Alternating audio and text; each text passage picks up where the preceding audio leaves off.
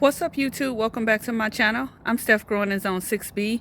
If you are here for the first time, welcome for the first time. So I thought about this topic because something came up, or actually consistently keeps coming up in my garden group, about cold hardy vegetables. So really, if you live in a climate where it gets cooler, the temperatures will go down, way down to sometimes past freezing, which is 32 degrees Fahrenheit.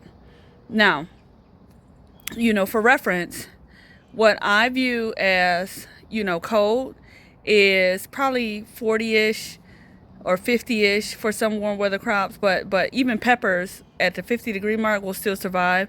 So I'm gonna say once it gets to 40 to 32 degrees, it's really cold. Below 32 degrees is considered freezing temps, and any temperatures that are 28 degrees and below for more than a few hours is, I'm gonna call, super cold. So there is a difference between, cold hardy things that will survive in the cold. There's a difference between freezing, and there's a difference between, like, Arctic cold is what I'm going to call it. I'm not sure if that's what's called or not, but that's what I'm going to call it. So for me, what I do is a few things. I come out and when we have a break in the weather, like we're having in Ohio now, like today is 50 something degrees, or it might be high 40s. I come out and assess and see what's growing. It gives me an idea of how long things will last in the snow. Now, mind you, we have had our first frost. It has been consistently cold, and we have had a heavy snow already. So I like to see how plants perform when it is super cold. That way I kind of have an idea of what the overall climate will do to my plants, but also what my microclimate is in my yard. So, that's where I'm at with it. I am going to assess this garden, and I thought I would take you guys along with me, and we can just get into it together. Now, one of the things that I will let you know is one of the reasons why your warmer weather crops do not survive is because when the freeze hits, the cellular structure tends to rupture in the leaves of that plant, and once that cellular structure ruptures, that plant can no longer take up nutrients, and then it's gone, y'all. It's gone.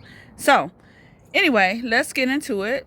Let's see what's still growing, and then I will let you guys know when I do cover and why I cover, if I care that much. So this bed, I did not clear out at all. It is gone. This right here is actually calendula. And to be perfectly honest, this is not ruptured. That actually looks fine. We'll see if it actually survives. I don't know. Oh, you know what I see in this bed? Look at all these nails. So I had my roof done, and the subcontractors clearly were very poor job. But anyway, also, here's some collards, and over here, this is broccoli. I mean, this is celery. But do you see how this stem is mushy? Now, celery is somewhat cold hardy, but you can see the mush on this, and so I would not eat that. Even though some of these smaller leaves, like this one, looks okay, these leaves here don't. So it'll be interesting to see what that does. Also, these are onions here. That's an onion. This an onion. Even with the colder temps, these onions were not damaged. And I know some people overwinter their onions. So if I go into this garden, y'all can see things are a mess. And guess what? If y'all been here before, y'all ain't no guests no more. So I'm not going to clean it up. Right here is these collards. Collards will do fine. And even look at these cabbages. So for cabbages, what I find is they will do okay if they are established. If they're not so much. This is cabbage. This is small, but I had been put that in the ground, so it did okay. As you can see, all of these zinnias have died back. That's to be expected. But these cabbages look okay. Now, one thing I will say about these cabbages, they will grow really slow. This cabbage has been eaten up by slugs, so I'm going to have to do something with that. Put some slug bait down for this one. But all of these cabbages, right here, this mustard is gone to glory. It's flowered. But all of these, this isn't a cabbage. I think that's a cauliflower. And even with this center looks okay. And this is mustards. Mustards are the cold hardiest things in my garden, to be honest. People say that mustards aren't cold hardy, but I don't find that to be true. So right here, and if you look at this, look, what is that? A cabbage worm? It's almost January, and these cabbage worms is like they still at it. I find that to be unbelievable. And all of these are okay. So we'll see if they survive. All of these collard greens are okay, although I may go ahead and rip them out.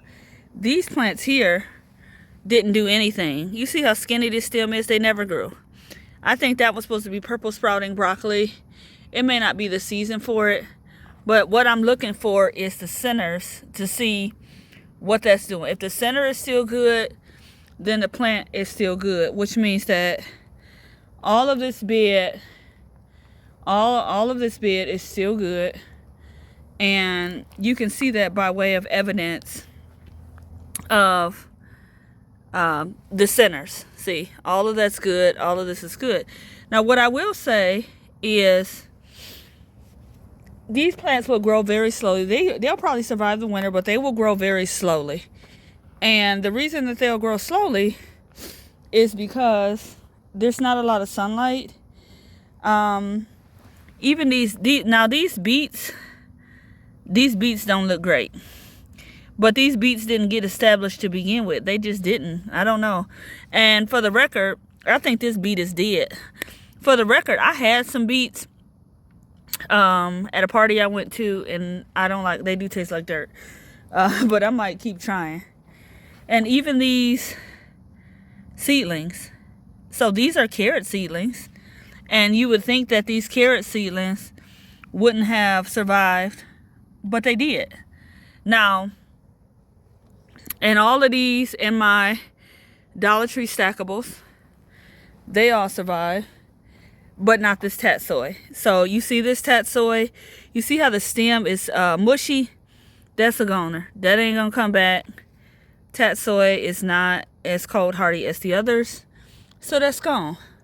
But all of these mustard plants, now this one is a little soggy. So what I normally do is, like, if the rest of the plant is good, I'll pop that one off. Even this one down here, pop it off. And all of these look good. See? Nothing wrong with them there.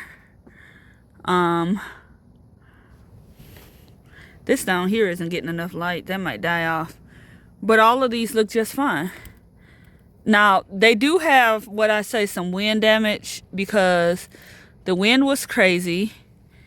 And some of this stuff doesn't look good because the wind was crazy. Now, you see how that's limp? That one is gone. But what I found interesting, these radishes too. See this radish that's gone. But what I found interesting is the cilantro is not. So this cilantro took a hard freeze. You can see the leaves are not wilted. The center is not dead. And even over here, here's another cilantro plant. And it looks fine as well.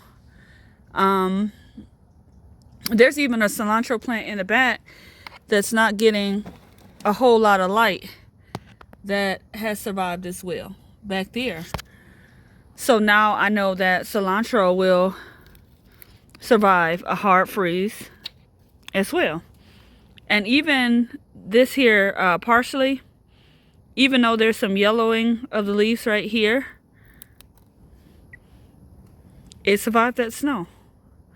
So, you know, I'm not sure why. So that's what, I'm not sure why it survived the snow, but it did.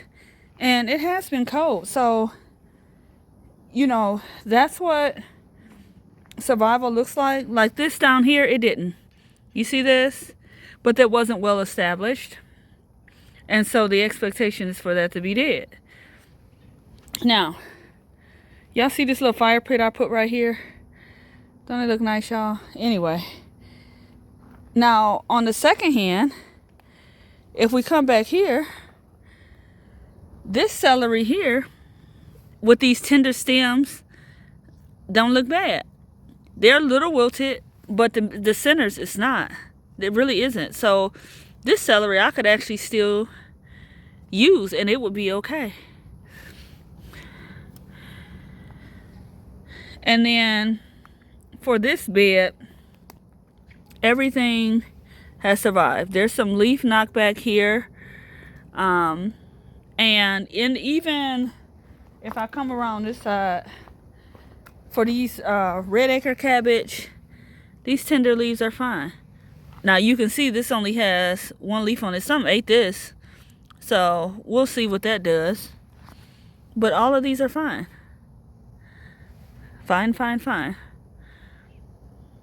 And so, you know, that's what I do. I look at my garden.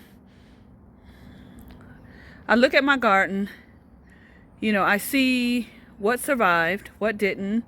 Now, I remember last year, there was a really, really cold frost where it got down to like 15 degrees. And even some of the stuff in an unheated greenhouse died off. And so I'm being mindful of that. And, you know, just look around. When there's a break in the weather, go ahead and get outside.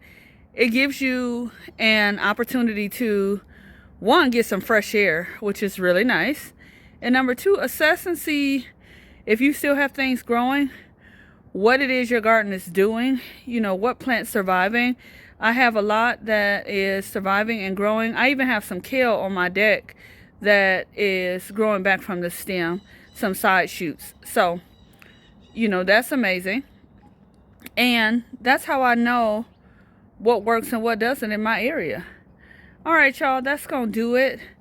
I just wanted to pop on real quick. If you haven't gotten outside to get any fresh air since it's been cold, go ahead and do that. I take the walks. I'll go ahead and get outside. I'll go ahead and even do some garden projects. And yeah, that's how I'll get through. So in January, just a few weeks, I'll start some seeds. And I know that's early for, some people will say that that's early.